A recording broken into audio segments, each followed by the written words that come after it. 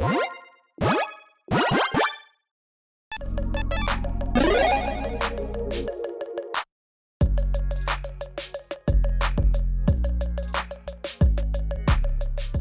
everyone, Mitch coming in for the Commander Score Studio. Welcome to the show. Okay, before we jump into today's episode with some really exciting cards, I am very excited to, announce that the Kickstarter for 7 Secret Supervillains, the card game I've been working on now for years in the making, is finally launched. Make sure you check that out. Now with all that said, let's jump into Tyvar the Pummeler. Oh my goodness. This is epic. This is amazing. That art is so fantastic, and it just encapsulates, the entire genre of those scary movies with the jock with the baseball bat going after everything. And this is a really cool commander with a really cool, I would say, homage to an older commander that, let's just get into it. A 3/3 Elf Warrior for 3 mana in green.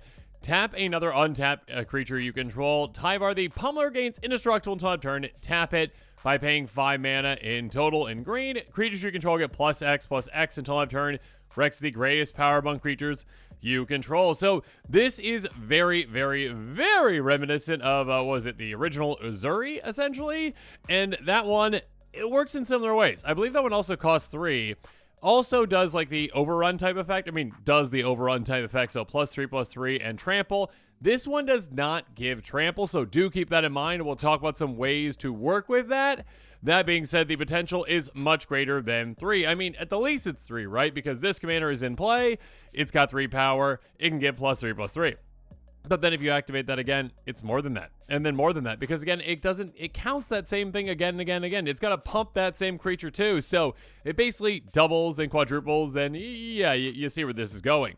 That being said, when it comes to protecting itself, it's amazing. Again, have one other creature in play, tap it to protect this. That's great. It does become tapped in the process though as well.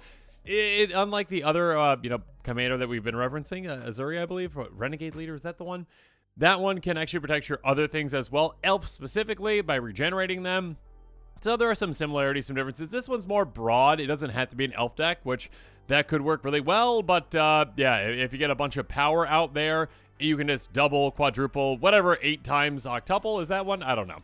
Make sure that you have an absurd amount of power by tapping for a ton of mana with your creatures, because I'm sure you've got some great Mandorks out there. We'll highlight one here in a little bit. But yeah, basically, mass mana, massive amount of power, and then just dump that into this. Have some ways, get some evasion or ways to get damage through like trample, and you're gonna win. You're going to be able to do some crazy things. And of course, make sure you have cards that take advantage of the greatest power among creatures as well. Like ones that are like, hey, you know what? We get to draw cards based off the, greatest power. So let's just do that. Rishkar's expertise type cards, basically. So make sure you're doing that too. With all that said, though, let's jump into some cards to consider with this brand new exciting commander that you should be considering picking up. And if you are interested, check out that link in the description. First up, finally a home for Centaur Omen Reader.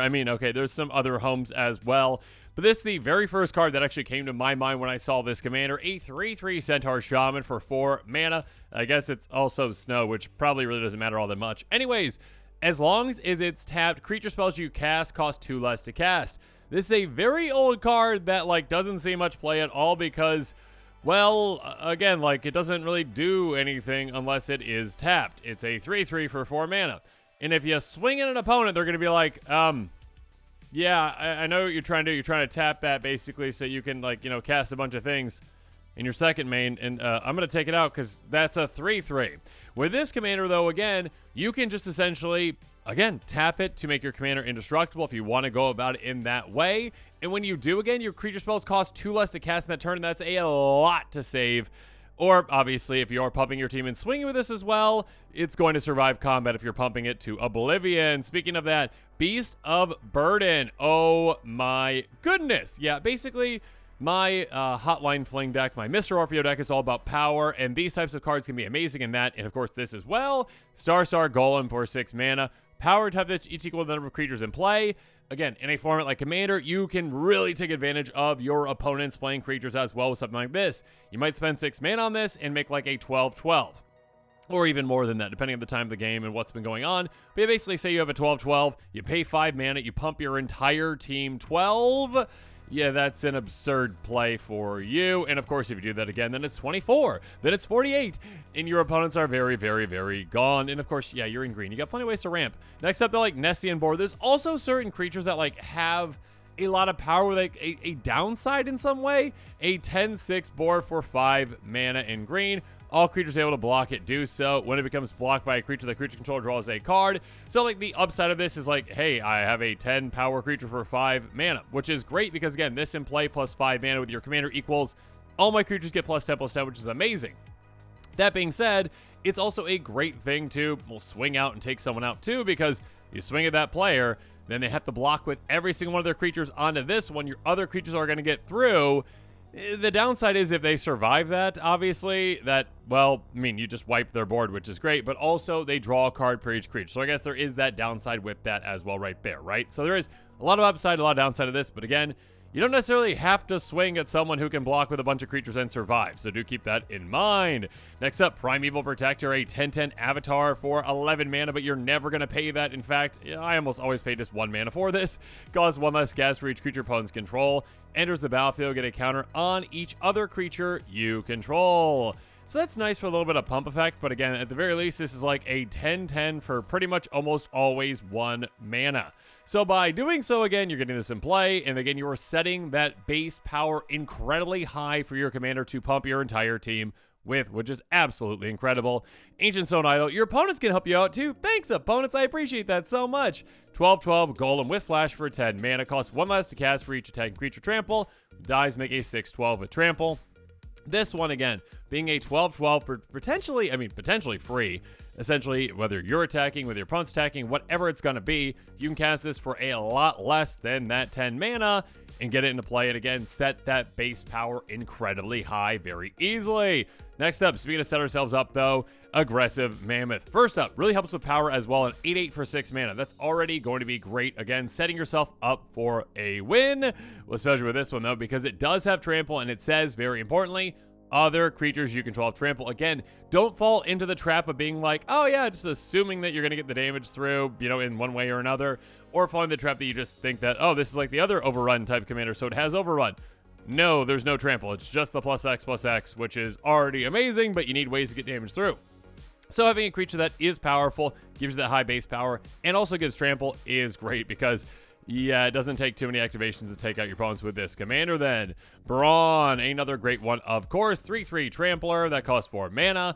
As long as it's in your graveyard and you control a forest, which you're in mono green, you will. Creature control of trample. So again, get this in your graveyard, and that's going to be absolutely huge for you. Permanent trample throughout the rest of the game, unless they remove it from your graveyard or remove all your forests, which is mean. So yeah, you've got ways to do that. Garruk's Uprising, yet another great way to give trample as well. ETBs control a creature with power 4 or greater, draw a card. That's going to happen. Creature control of trample, that's huge. Creature with power 4 or greater as well for control, draw a card.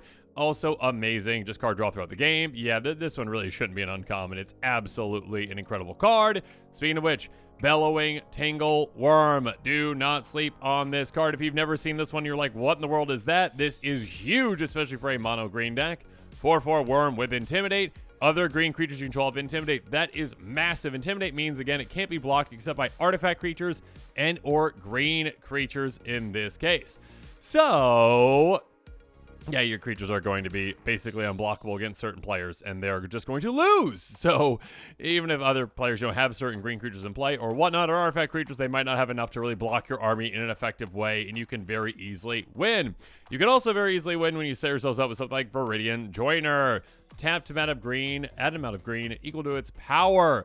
It might only start with 1 power, but again, that doesn't matter all that much. You tap 5 mana. Again, you add, let's just say you've got that Primeval Protector in play, right? 10 power. You add 10 power to this. Now this can tap for 11. That's 2 more activations. Again, going an extra 20 power, then an extra 40 power to everything. If you've got a way to untap this as well, good luck to your opponents. Good luck with that math out there. Yeah, there's some crazy things that can definitely happen. Speaking of crazy, though, choose your weapon. Cards like this one. 5 damage to target creature flying. No, ignore that. Double target creature's power types until end of turn. Being able to just spend this 3 mana. Again, just target your Primeval Protector. Target whatever your highest power creature is. Then activate your commander. That obviously can just skyrocket your creatures to an absurd amount very, very, very quickly and out of nowhere. Of course, Unnatural Growth, which was slightly budget friendly at one point. I mean, it is $1.81 is much, much cheaper than it used to be. It was right around $1, like $1.09, and then went right back up. That's okay. Unnatural Growth, 5 mana. Again, very restrictive casting cost, but you are in mono green, so you're fine. Beginning of each combat, double the power numbers of each creature you control until a turn. This is already amazing, especially for a power matters type strategy. And of course, it can get even better when you're like, oh yeah, pay 5 mana, pay 5 mana. Cool, yay, this. Oh my goodness. So much power to be had. Okay, but outside of Tyvar, and yeah, it's a very exciting commander with some very exciting potential. And again, make sure you check out that card list link in the description below, as well as my Kickstarter link in the description below too. Let's go on to some other amazing cards. Overlord of the Boiler Bilges. I never know how to say that word. Anyways, thank you, MTG Goldfish, for the translated version of this. A 5/5 avatar for 6 mana with Impending 4, which is brand new, for 2 red. If you cast a spell for its impending cost, it enters with 4 time counters on it and isn't a creature until the last one is removed. Beginning of your end step, remove a time counter from it. So it's kind of like a weird suspend where it's like it's already in play-ish, but also isn't a creature until that's gone. So it's kind of like suspend meets Erixmathes. I don't know, with the slumber counters. Anyways, so when enters or attacks, deals 4 damage to any target. Yeah, that's a good amount of removal for you to have. Just, okay, ETB, take something out. Attack, take something out. Kind of like Fire Giant in a way-ish. A pretty exciting card. And also, give that Impending 4. You've got ways that you can manipulate those counters as well. So, yeah, make sure you're keeping that in mind. A very cool kind of concept. Next up, we've got Slaving Branch Snapper. A 7/6 lizard with trample for 6 mana in green. For cycling too. Yeah, so I mean, I guess specifically for like cycling decks, you might consider this one as well, or just like big heavy hitters decks that want like a bit of flexibility.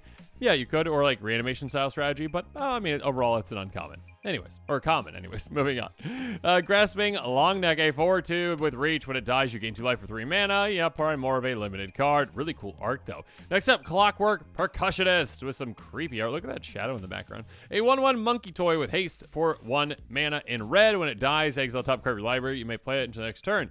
Kind of like, oh gosh, what's the elf for 2 that we were getting more and more of those lately? But yeah. ETB draw. This one's more like the opposite end where it's like die, impulse draw. So, I mean, you can get a good amount of, and it's 1/1 haster, so it's like a Raging Goblin too. It's interesting kind of like they play with that. I'm not sure exactly how many, like really aggressive decks might want to consider, like ones that really care about haste, of course. Other than that, though, yeah, maybe ones that care about Death Trigger too. Regardless, some really cool art. Next up. Fanatic of the Harrowing. You have a butterfly book. Cool. All right, 2/2 Human Cleric for 4 mana. I mean, it's a book that's in the shape of butterfly. I don't know if it's about butterflies. For 4 mana in black. When it enters, each player discards a card. If you discard a card this way, draw a card. Yeah, I mean, you're going to be discarding a card most likely unless you have a hand. Yeah, more of a limited card. I mean, or obviously when it comes to like those types of decks out there, that might be a little meanish, like Tiny Bones type decks that care about discarding everything. Yeah, that might be a thing. Moving on. Turn Inside Out. Instant for a single red mana. Target dude's plus 3 by 0 until end of turn. When it dies this turn, manifest dread, which means look at the top 2 cards of your library, put one on the battlefield face down as a 2/2 and the other in your graveyard. Turn face up anytime for its mana cost, say creature card. Yeah, I like this kind of version of Manifest. It's pretty cool. Like some card selection in there as well, and also like graveyard manipulation too. That's pretty cool.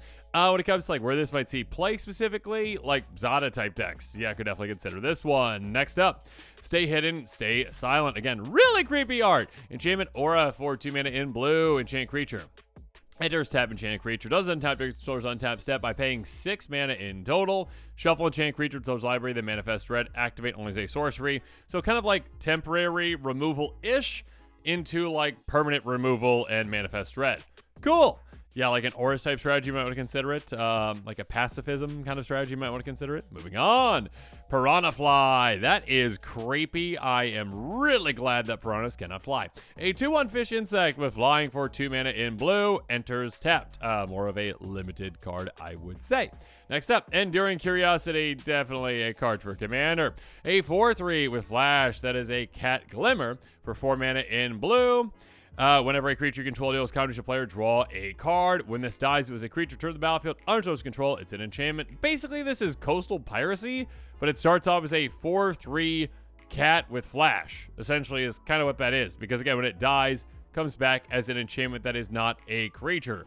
Interesting. So yeah, this with all the other glimmers that we've seen so far, this seems really, really good because yeah, Coastal Piracy, Biting of Thassa, those types of cards see a lot of play in Commander because they've got a lot of potential to draw a card or draw a lot of cards for you. A great draw engine, like Flying Men type strategies, love them because they're just so low to the ground evasive creatures. And also with this one, again, having flash, like you can just like gotcha opponents, be like, I won't block the little 1/1 whatever, and then you're like, okay, cool. Flash this in, I'm drawing 5 now instead of if you would have blocked a couple things like extra. Yeah. But with this one too, again, keep in mind, like Wizards has been limiting things more lately when it comes to like card draw on hit. It doesn't limit this one at all. Again, it's whenever a creature deals damage to a player, draw a card. Not once per turn, not once for each player. You got all of the draw with this one. Moving on, Shepherding Spirits, 6 mana, 4/5 Flying Spirit with Plane Cycling 2. Yeah, probably more of a limited card. Next up, Acrobatic Cheerleader, a 2/2 Human Survivor for 2 mana in white. Survival. Beginning of your second main phase, if it's tapped, put a flying counter on triggers only once. Yeah, probably more, again, of a limited card. Next up, Undead Sprinter. Okay, here we go. 2/2 Zombie, triple haste for 2 mana in Rakdos. You may cast it from your graveyard if a non-zombie creature died this turn. If you do, it enters with a counter on it. So this one is very reminiscent of a certain incredibly broken zombie that just costs a single black mana, and basically you can recast it if a zombie is in play under your control, or whatever that wording is essentially. This one's kind of the opposite in a way. Again, if a non-zombie died, you can cast this out of your graveyard. And that only has to happen once. Again, once. So if you have any non-zombie die, cool. You have a sacrifice out, you have a Aristocrat style strategy, most likely with something like this. And you're like, okay, cool, that happened. Now I can pay 2 mana to get out of my graveyard. Probably sacrifice it, do it again and again and again. Kind of like be like a reassembling skeleton in a way, but also you could utilize it probably in some combo fashion. I mean, there's definitely some combos out there that you could utilize with this one. It's a bit harder to do than the other one because the other one's in, just a single black mana. This one is 2 mana in total in different colors, and they definitely did that intentionally so you couldn't just very easily combo with it. There are definitely still combos that you can do with it where it's like infinite casting out of graveyard, infinite sacrifice triggers, etc., etc. But yeah, I mean, Aristocrat style strategies, combo strategies can consider this, just zombie decks in general. Pretty cool. Next up, we've got Infernal Phantom, a 2/3 spirit for 4 mana in red. Eerie, whenever an enchantment control enters and whenever you fully unlock a room, +2/+0 until turn. When it dies, deals damage equal to its power to any target. Yeah, more so a card, for specific like room type decks. Next up, Abandoned Campground. Enters tapped unless a player has 13 or less life. There's a cycle of these, like a full cycle of these. This one I would say is more for, 2-player games for the most part, because you're not going to have anyone, like the most beneficial time to actually get this out untapped would be earlier on in the game, if you're trying to go quickly, essentially. And in Commander, you're, 27 life away from that. So unless you've got a hyper quick way to drain yourself 27, take an opponent down by 27, you're not going to be able to have this come into play untapped very easily in a multiplayer game like Commander where you start with 40 life. I could see this being very powerful in other formats, especially ones that actually get their life total down quite quickly. Get up as untapped though. I will go quickly through all the color combinations though. This is the Azorius one. Next up, Bleeding Woods, Rule. Next up, Etch Cornfield, Selesnya. Next up, Lakeside Shack, Simic. Then we've got Murky Sewer, Demir. Then we've got Strangled Cemetery, Golgari. Then there's Razor Trap Gorge, Rakdos. Then there's Raucous Carnival, if I could talk, in Boros. Peculiar Lighthouse in Izzet, and Neglected Manor in Orzhov. And with that, this episode is coming to a close, so it's my turn to hear from you. In the comments below, let me know your thoughts are on this episode. And of course, as always, thanks again, and have a good one.